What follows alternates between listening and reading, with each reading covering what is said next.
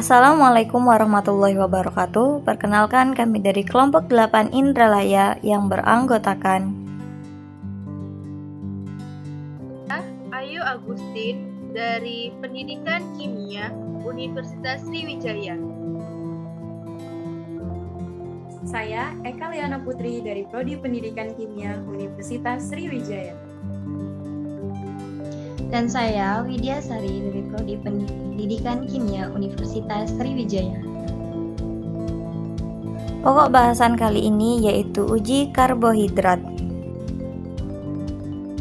Adapun tujuan pembelajaran yaitu mahasiswa mampu bertanggung jawab mengelola, mendesain, melaksanakan, dan melaporkan eksperimen uji karbohidrat.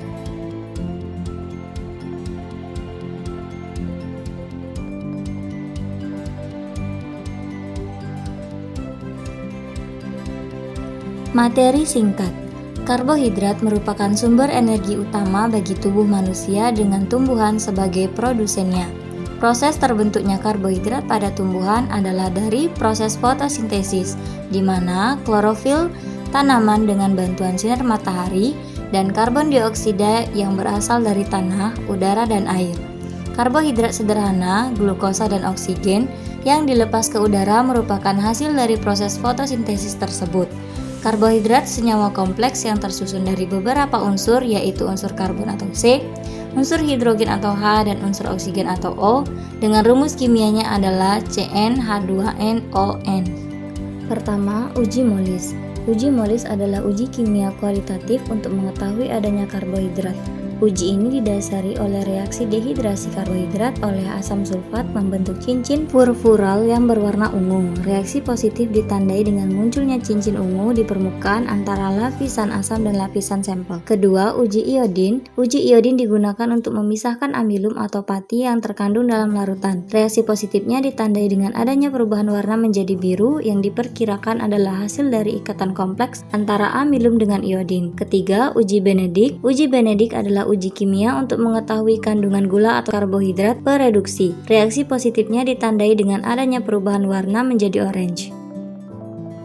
Alat yang digunakan yang pertama tabung reaksi, kedua beker gelas, ketiga pipet tetes, keempat gelas ukur, dan kelima water bath.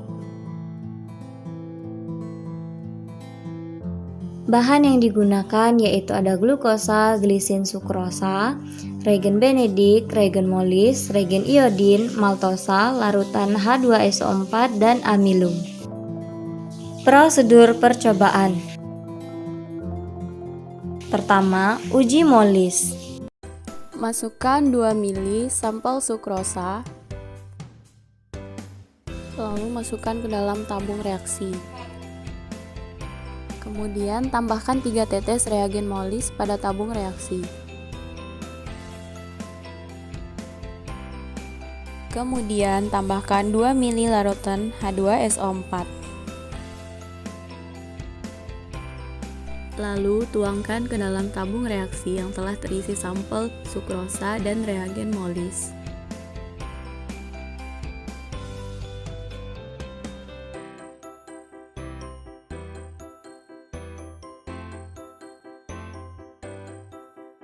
Masukkan 2 ml sampel glisin ke dalam tabung reaksi. Kemudian tambahkan 3 tetes reagen Molis dan 2 ml larutan H2SO4 ke dalam tabung reaksi yang sudah terisi sampel glisin dan reagen Molis.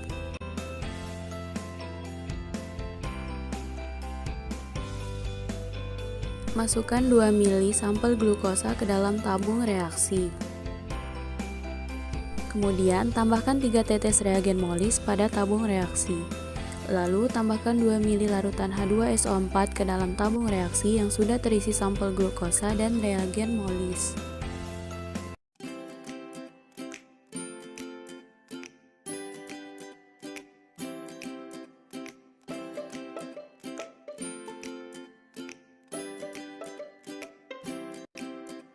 Selanjutnya, masukkan 2 ml sampel maltosa ke dalam tabung reaksi.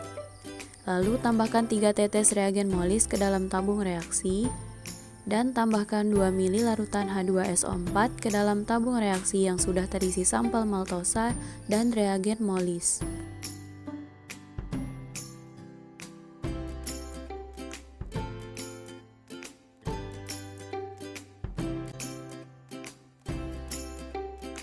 Selanjutnya masukkan 2 ml sampel amilum ke dalam tabung reaksi.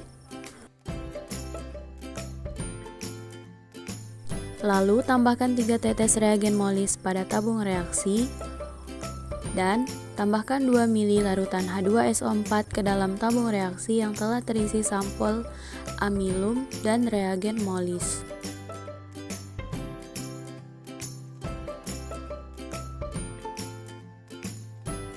Uji iodin. Masukkan 3 ml sampel glukosa ke dalam tabung reaksi. Lalu tambahkan reagen iodin, kemudian homogenkan dan amati perubahannya. Selanjutnya, masukkan 3 ml sampel glisin ke dalam tabung reaksi. Lalu teteskan reagen iodin ke dalam tabung reaksi, kemudian homogenkan dan amati perubahannya. Selanjutnya, masukkan 3 ml sampel sukrosa ke dalam tabung reaksi. Lalu teteskan reagen iodin ke dalam tabung reaksi, kemudian homogenkan dan amati perubahannya. Lalu masukkan 3 ml sampel maltosa ke dalam tabung reaksi. Teteskan reagen iodin ke dalam tabung reaksi, kemudian homogenkan dan amati perubahannya. Selanjutnya, masukkan 3 ml sampel amilum ke dalam tabung reaksi dan teteskan reagen iodin ke dalam tabung reaksi, kemudian homogenkan dan amati perubahannya.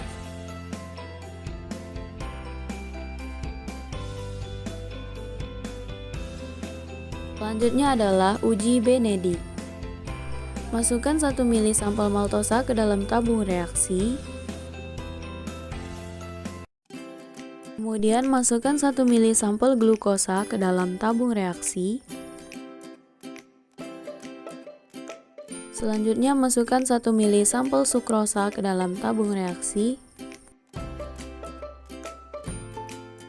Lalu masukkan 1 ml sampel glisin ke dalam tabung reaksi dan 1 ml sampel amilum. Selanjutnya tambahkan 5 ml reagen Benedict ke dalam tabung reaksi yang berisi sampel maltosa. Kemudian tambahkan 5 ml reagen Benedict ke dalam tabung reaksi yang berisi sampel glukosa.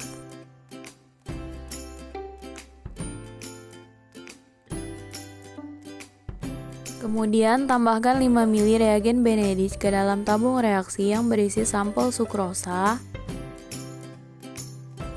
Tambahkan 5 ml reagen Benedict pada tabung reaksi yang berisi sampel glisin.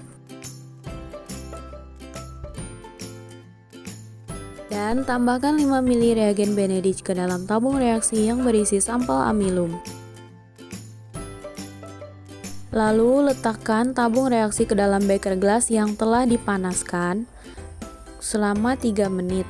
Kemudian diamkan dan amati perubahannya.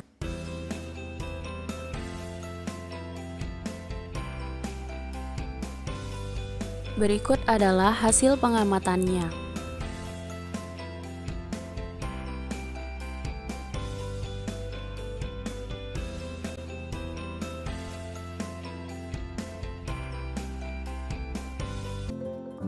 Pembahasan.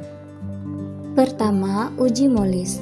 Pada uji molis menggunakan 5 sampel yaitu maltosa, sukrosa, glukosa, glisin, dan amilum.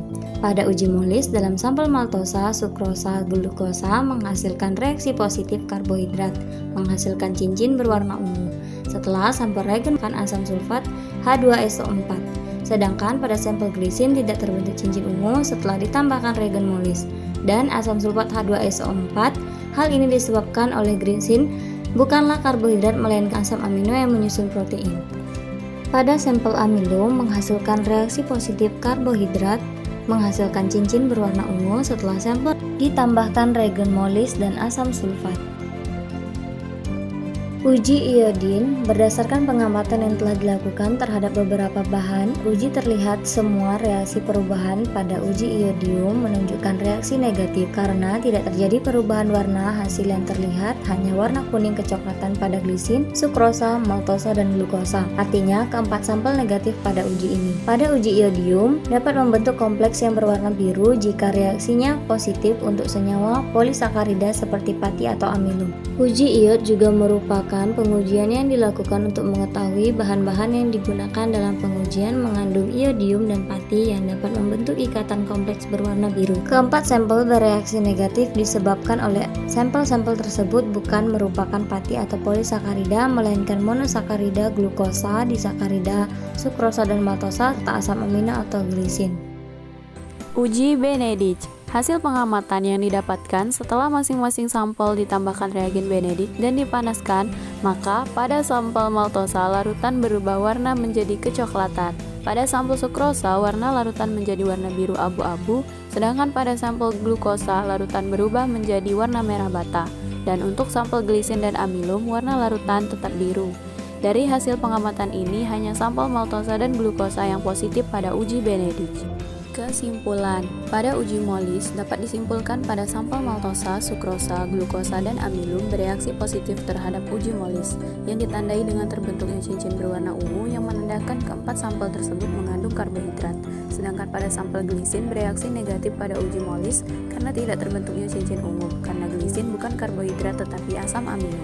Yang kedua, pada uji iodin, sampel maltosa, sukrosa, glukosa, dan glisin bereaksi negatif dengan terbentuknya larutan coklat kekuningan, seperti pati yang akan menghasilkan warna ungu jika bereaksi dengan iodin. Seperti pada sampel amilum yang menghasilkan kompleks berwarna ungu jika direaksikan dengan iodin. Maltosa dan sukrosa merupakan disakarida, glukosa merupakan monosakarida, dan glisin bukan tergolong karbohidrat melainkan asam amino.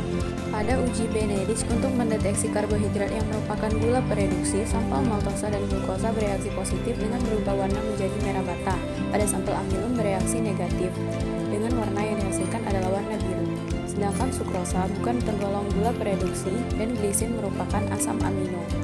Sekian dari kelompok 8 Indralaya. Thanks for watching. Wassalamualaikum warahmatullahi wabarakatuh.